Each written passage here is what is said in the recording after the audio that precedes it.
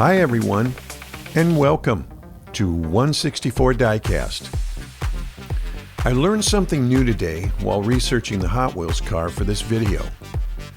When I was a kid in the 1960s, I would wait every week for the next episode of Batman to come on TV. Color TVs were a relatively new thing then, and to watch the Cape Crusader in color was the highlight of the week. My dad had bought a brand new black 1967 Pontiac GTO. And when I compared the Batmobile to my dad's shiny new car, I was convinced the Batmobile was based on the GTO.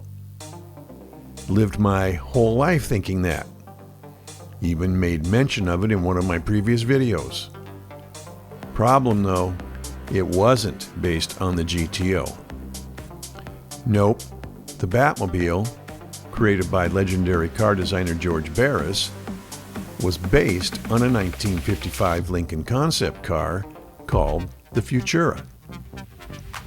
Actually, if I had thought about it a bit, I should have realized it couldn't have been based on a GTO.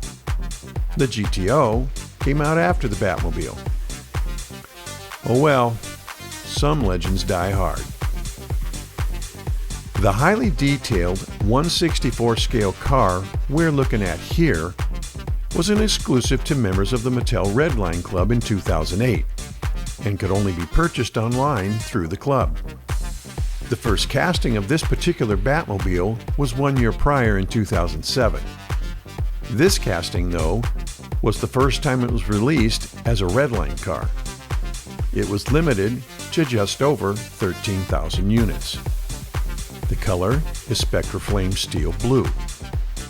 While it looks black at first glance, the Spectraflame paint gives it a deep, metallic blue-black comic book luster when it hits the light. The Mattel product number is L8694. As for the real Lincoln Futura, here is what the Henry Ford Museum website says. The Lincoln Futura, designed by William M. Schmidt, was a sensation at auto shows in 1955. The concept car boasted push-button transmission controls, a 300 horsepower V8 engine, and a double-dome canopy roof. Hollywood customizer George Barris bought the Futura in 1959 and a few years later turned it into the Batmobile for the 1966-1968 Batman television series. You can visit the website here. You can find additional information about the Futura at this website. As for this Red Line Club Batmobile, go to these websites. This casting was designed by Phil Reelman and debuted in 2007.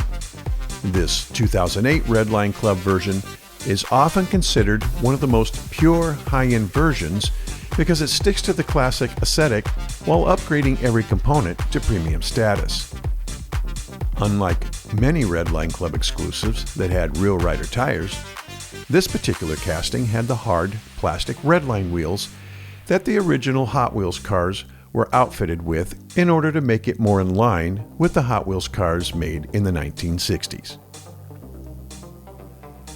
I hope you enjoyed our look at this flashback to the 60s with this cool version of the original Batmobile. And, as always, thank you for stopping by 164 Diecast. And we will see you on the next video.